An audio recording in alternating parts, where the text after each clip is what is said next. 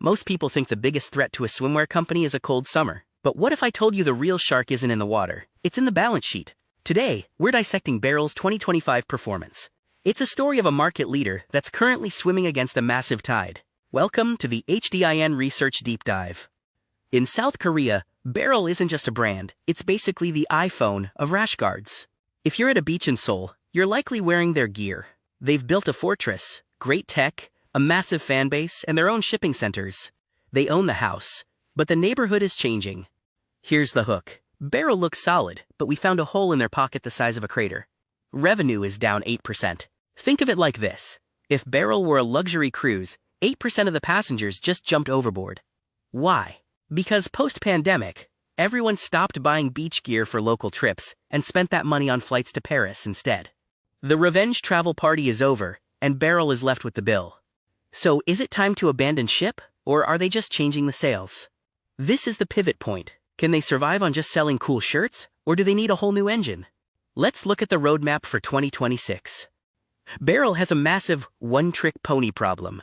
Over 76% of their money comes from water sports gear. That's like owning a restaurant that only serves ice cream. You're going to have a very long, very hungry winter. Their attempt at athleisure, yoga pants and gym gear, is currently less than 1% of the business. It's basically a rounding error. Why did they fail at yoga gear? It's a psychological wall. When people see the Barrel logo, they think water. Trying to sell yoga pants under a water brand is like trying to sell a waterproof steak.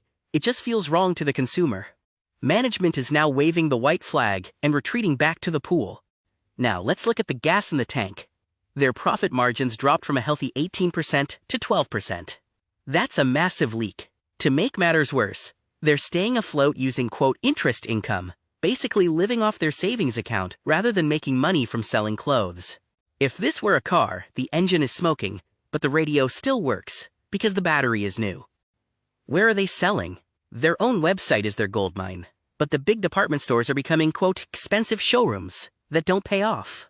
And the outlets? They're becoming the, clearance bin for the brand. They need to get people back to their own site, or the middlemen will eat their lunch.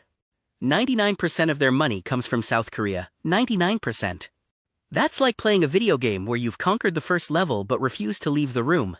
Korea's population is shrinking, and the market is tired. Meanwhile, their China and SE Asia sales are so small, you need a microscope to see them on this chart. But wait, there's a plan. They just merged their China offices in Guangzhou. They aren't just saving on rent, they are building a war room to conquer Tmall. They're using their parent company's massive network to finally get some shelf space in Shanghai and Beijing. This is their Hail Mary pass. The good news? They are, asset light. They don't own the factories, so they don't have to pay for broken machines. They just design, market, and ship. It's a lean, mean fashion machine, as long as they can keep the designs trendy. Here's something cool. Barrel just got certified by World Aquatics. That's like moving from making beach fashion to making Formula 1 foot racing suits. This tech gives them a moat. It stops cheap knockoffs from stealing their customers because you can't fake Olympic-grade tech. They've got a big brother now, the Nature Holdings. The CEO is running both companies. It's like having a coach who also owns the stadium. It gives them data and power. But we have to watch out. Is the big brother going to share the toys or take them away? Warning. We found a red flag. They spent only $350,000 on R&D. That sounds like a lot, until you realize Nike spends that in about 10 minutes. If you don't innovate, you're just a logo on a piece of fabric. This is why we're cautious. You can't win a tech war with a marketing budget. The 2026 plan is simple. 1. Win in China. 2. Become the pro's choice for swimming. 3. Go green with recycled fabrics. It's an ambitious climb, but if they hit these marks, the stock could see a massive recovery.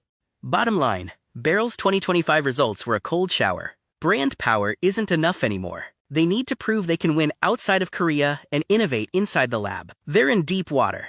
Now let's see if they can swim. Want the full-page data model we used for this video?